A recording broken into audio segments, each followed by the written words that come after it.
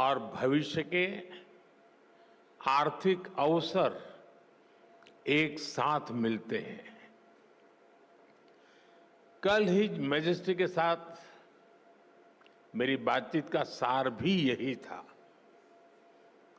Geography को opportunity में और अपॉर्चुनिटी को ग्रोथ में कैसे बदला जाए, इस पर हमने विस्तार से चर्चा की। योर मैजेस्टी, आपकी लीडरशिप में जॉर्डन एक ऐसा ब्रिज बना है जो अलग अलग रीजन्स के बीच सहयोग और तालमेल बिठाने में बहुत मदद कर रहा है। कल हमारी मुलाकात में आपने बताया कैसे भारतीय कंपनीज जॉर्डन के मार्ग से यूएसए, कनाडा और अन्य देशों की मार्केट तक पहुंच सकती है। मैं यहां आई भारतीय कंपनियों से इन अवसरों का पूरा लाभ उठाने का अनुरोध करूंगा। फ्रेंड्स, भारत आज जॉर्डन का तीसरा सबसे बड़ा ट्रेडिंग पार्टनर है। मैं जानता हूं कि बिजनेस की दुनिया में नंबर्स का महत्व होता है, लेकिन यहां हम सिर्फ नंबर्स गिनने नहीं आए, बल्कि हम लॉन्ग टर्म रिलेशनशिप बनाने आए हैं। एक जमाना था जब गुजरात से पेट्रा के रास्ते यूरोप तक का व्यापार होता था। हमारी फ्यूचर प्रॉस्पेरिटी के लिए हम वो लिंक्स फिर से रिवाइव करने होंगे और इसको साकार करने में आप सभी का महत्वपूर्ण योगदान रहेगा। फ्रेंड, आप सभी जानते हैं कि भारत थर्ड लार्जेस्ट इकोनॉमी की ओर तेजी से बढ़ रहा है। भारत की ग्रोथ रेट 8% से ऊपर है। ये growth number productivity driven, governance और इनोवेशन ड्रिवन पॉलिसीज का नतीजा है। आज जॉर्डन के हर बिजनेस, हर इन्वेस्टर के लिए भी भारत में अवसरों के नए द्वार खुल रहे हैं। भारत की तेज ग्रोथ में आप सहयोगी बन सकते हैं और अपने निवेश पर शानदार रिटर्न भी पा सकते हैं। फ्रेंड, आज दुनिया को नए ग्रोथ इंजन चाहिए। दुनिया को एक ट्रस्टेड सप्लाई चेन की जरूरत है।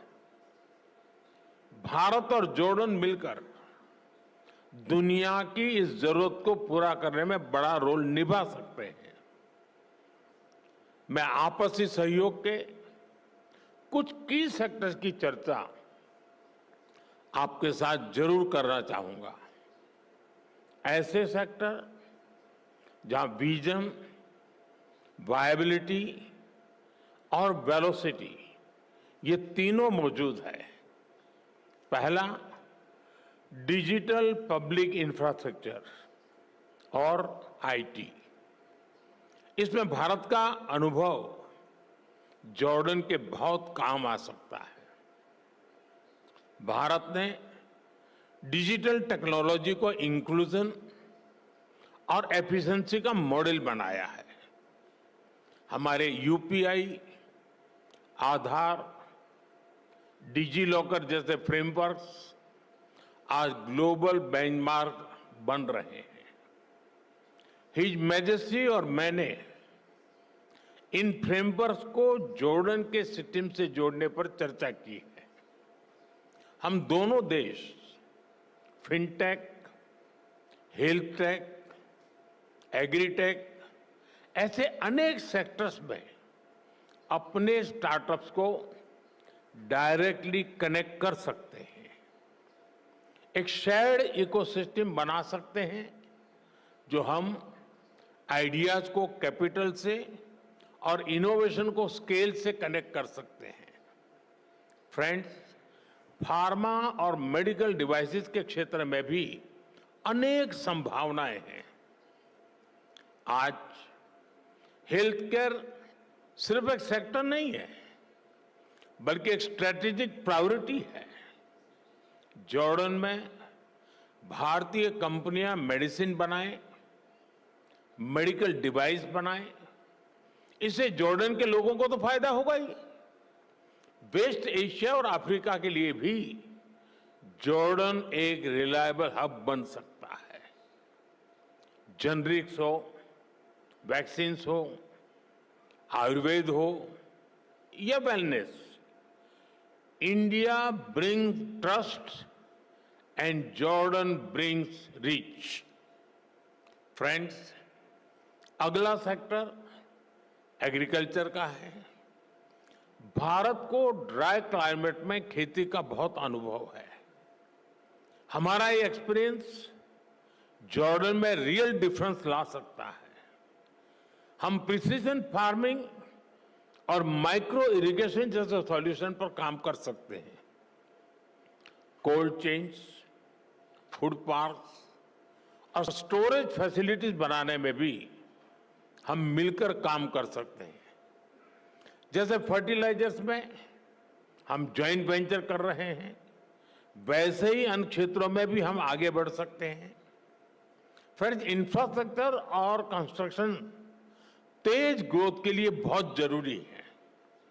इन क्षेत्रों में हमारा कोलैबोरेशन हमें स्पीड और स्केल दोनों देगा।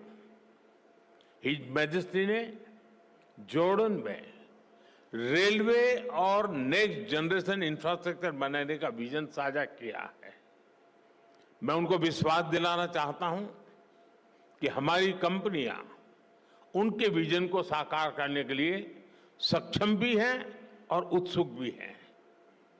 कल हमारी मुलाकात में हिज मैजेस्टी ने सीरिया में इंफ्रास्ट्रक्चर रिकंस्ट्रक्शन की जरूरतों के बारे में भी बताया।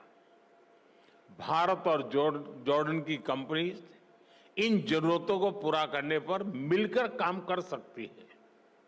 फ्रेंड, आज की दुनिया ग्रीन ग्रोथ के बिना आगे नहीं बढ़ सकती। क्लीन एनर्जी अब केवल विकल्प नहीं है, बल्कि एक नीड बन चुकी है। Solar, wind, green hydrogen, energy storage, इसमें भारत बहुत बड़ी इन्वेस्टर के रूप में काम कर रहा है। जॉर्डन के पास भी बहुत बड़ा पोटेंशियल है जिसे हम अनलॉक कर सकते हैं। ऐसे ही ऑटोमोबाइल और मोबिलिटी का सेक्टर है। भारत आज अफोर्डेबल ईवीज, टू व्हीलर्स और सीएनजी मोबिलिटी सॉल्यूशंस में दुनिया के टॉप देशों में से एक है। इस क्षेत्र में भी हमें ज्यादा से ज्यादा काम मिलकर करना चाहिए। फ्रेंड, भारत और जॉर्डन दोनों देश अपने कल्चर, अपनी हेरिटेज पर बहुत गर्व करते हैं। हेरिटेज और कल्चरल टूरिज्म के लिए भी दोनों देशों में बहुत अधिक स्कोप है। मैं समझता हूं कि दोनों देशों के इन्वेस्टर्स को इस दिशा में आगे बढ़ना चाहिए। भारत में इतनी सारी फिल्म्स बनती है, इन फिल्मों की शूटिंग जॉर्डन में हो या ज्वाइंट फिल्म फेस्टिवल्स हो, इसके लिए भी जरूरी प्रोत्साहन दिए जा सकते हैं। भारत में होने वाली अगली वेव समिट में हम जॉर्डन से एक बड़े डेलीगेशन की अपेक्षा करते हैं। फ्रेंड, ज्योग्राफी जॉर्डन की स्ट्रेंथ है और भारत के पास स्किल भी है और स्केल भी। दोनों की स्ट्रेंथ जब एक साथ आएगी तो इससे दोनों देशों के नौजवानों को नए अवसर मिलेंगे। दोनों देशों की सरकारों को उनका विजन बिल्कुल स्पष्ट है। अब बिजनेस वर्ल्ड के आप सभी साथियों को अपनी इमेजिनेशन, इनोवेशन और एंटरप्रेन्योरशिप से इसको जमीन पर उतारना है। अंत में मैं आपसे फिर कहूंगा, come let us invest together, innovate together and grow together.